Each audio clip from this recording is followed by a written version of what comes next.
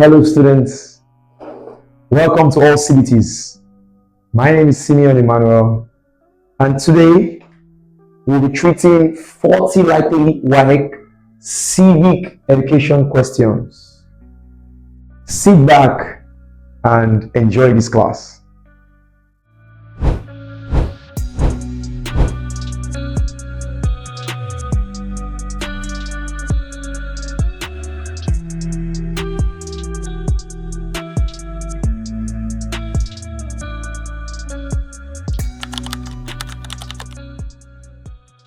Welcome back. Now we have number one question.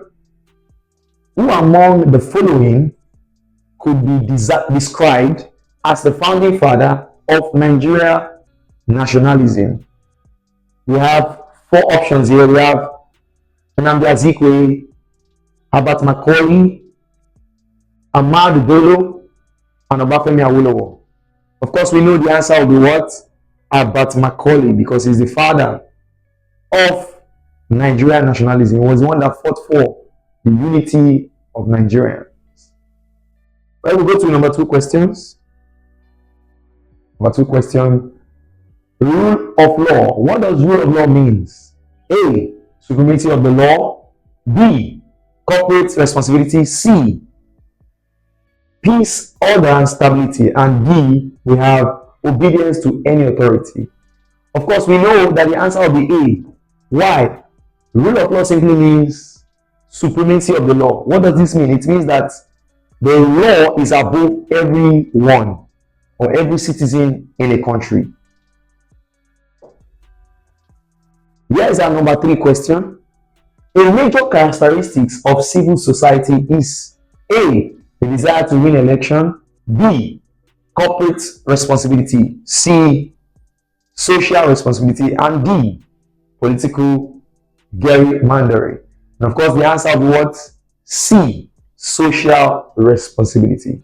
Why did I say so? Because in the civil society, one of the most important things that the civil society promotes is social responsibility.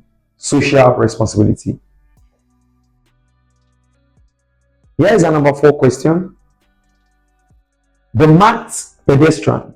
So if you look at this diagram, you see that the mark, you see zebra crossing. The marked pedestrian crossing shown in this diagram.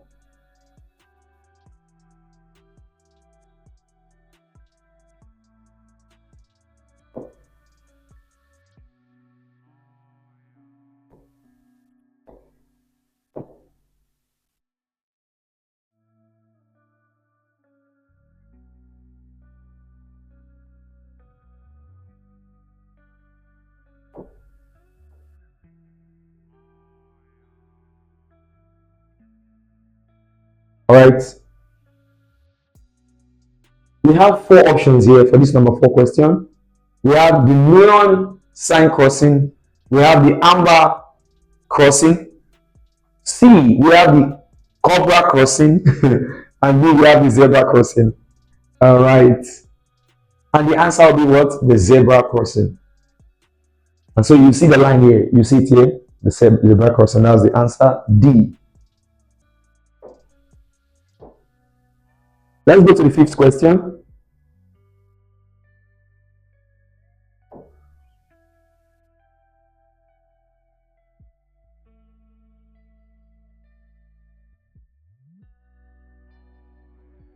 All right, the fifth question we have, in the above diagram, all vehicles stop mainly because of what? A, it is emergency crossing line. B, option B, the pedestrians have already stepped on the line. C, the traffic warden have instructed them to stop.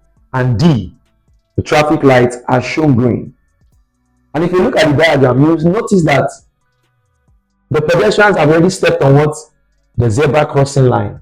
And that was why all vehicles had to stop to obey the traffic rule. And so our answer will be B. Our answer will be B. The sixth question.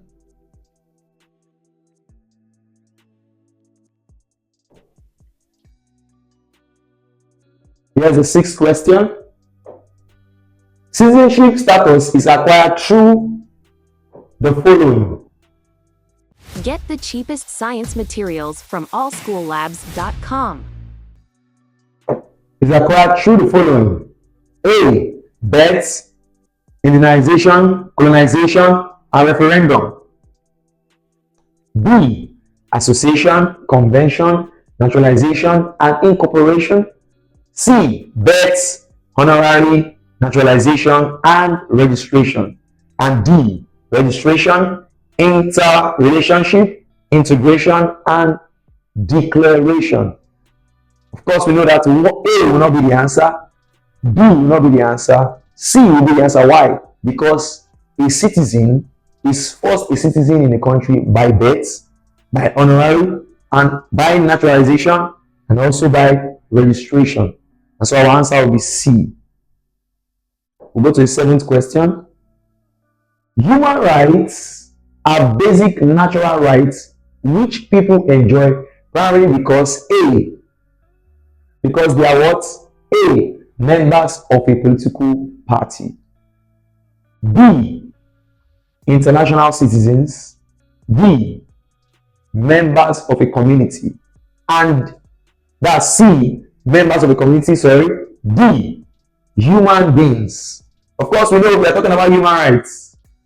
We already know that the answer will be what? D. Why? Because they are human beings. They are human beings.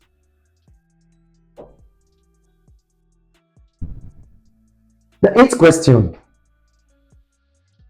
Interpersonal relationship exists when A. Citizens pay their taxes regularly to Inland Revenue Service. B. Citizens are politically conscious. C. There is interaction between persons in a social setting. D. Share social interest and communal aspiration. Of course, we know the answer will be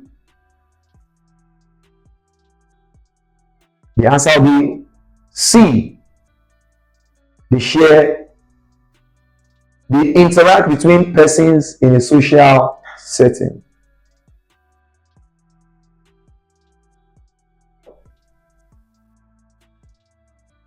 Now we go to the ninth question. Cultism can be described to be what? A. Amiable. Is that correct? No, it's not correct. B. Attractive. Would that be the answer? No. C. Dangerous. Would that be the answer? We'll find out soon. D. Harmless. Of course, it's not harmless. The answer will be it is dangerous. It is dangerous because of violence. Violence, physical violence, emotional violence. Let's go to the 10th question.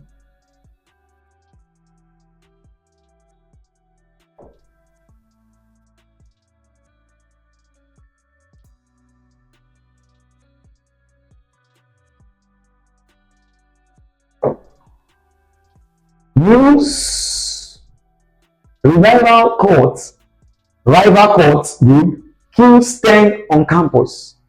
Now, that was the news. Now, here the student's response. I will definitely need a bulletproof vest before I can go back to the campus. What does this mean? Based on the statement above, the decision of the students on having a bulletproof vest shows that what? A. Spreads fear and horror. That's the news. Spreads fear and horror. B. Is a training ground for armed forces. C. Breeds courageous graduates. D.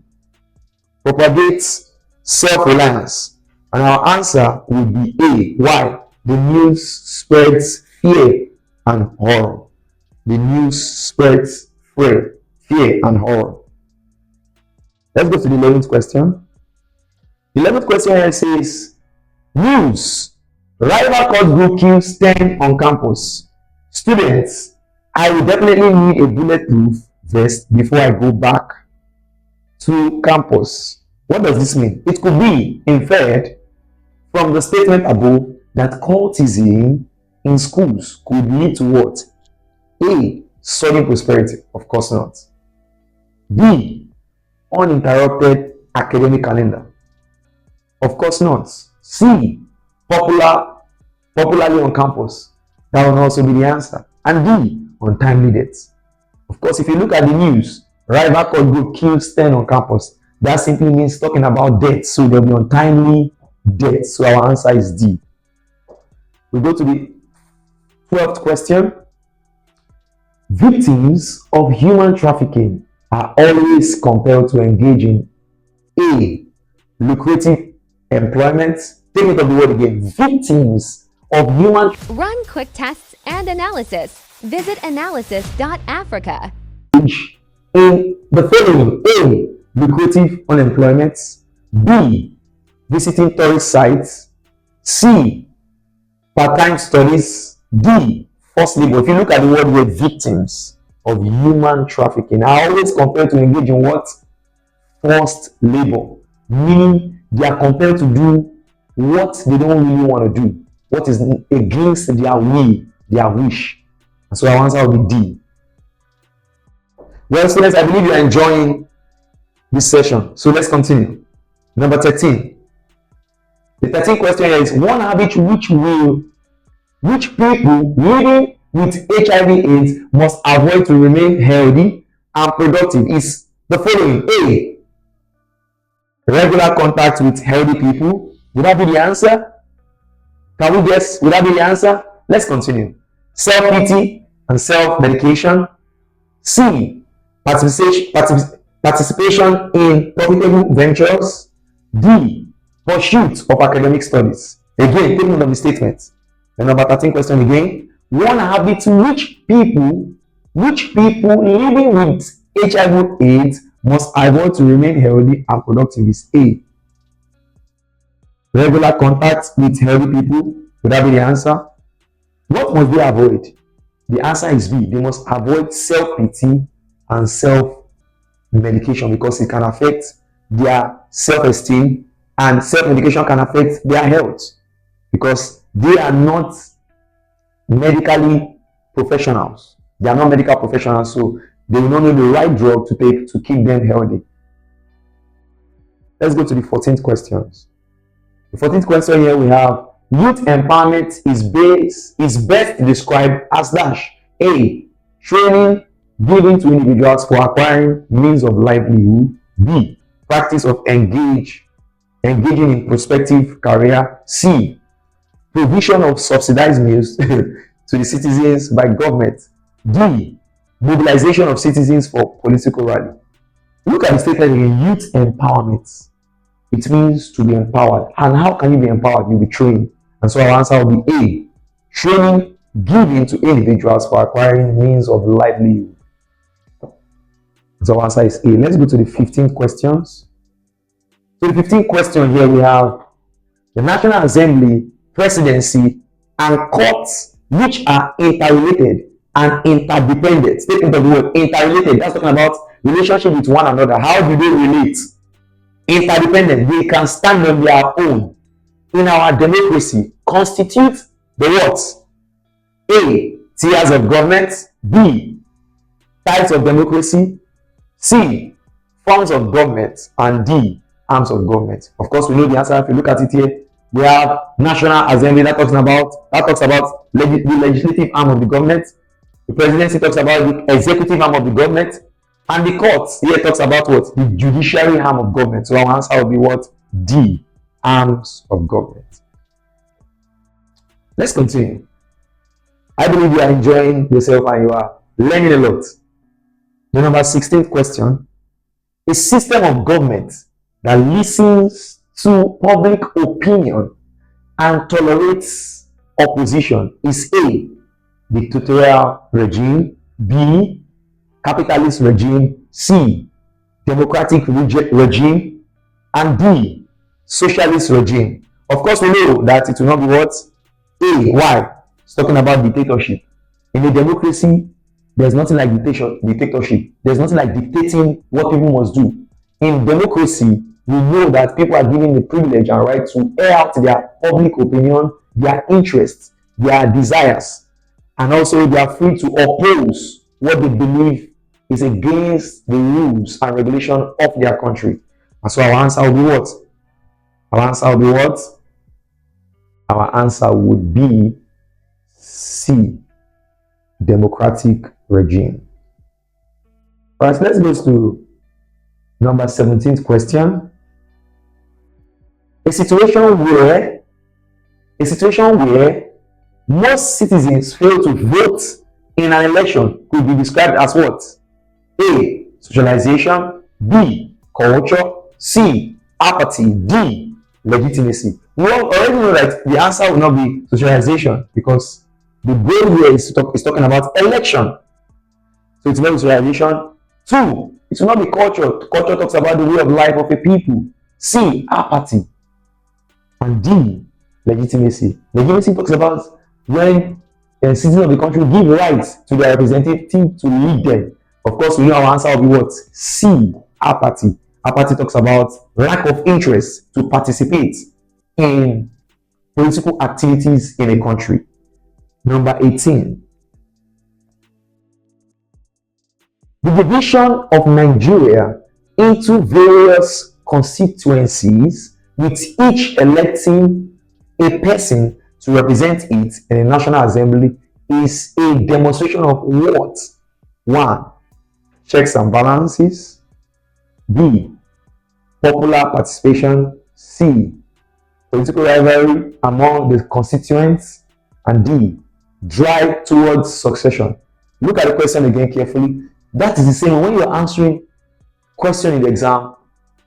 You don't rush so much. You go back and check again so that you understand the question very well and give the right answer.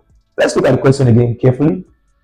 The division of Nigeria into various constituencies, with each electing a person to represent it in the National Assembly, is a demonstration of A, checks and balances.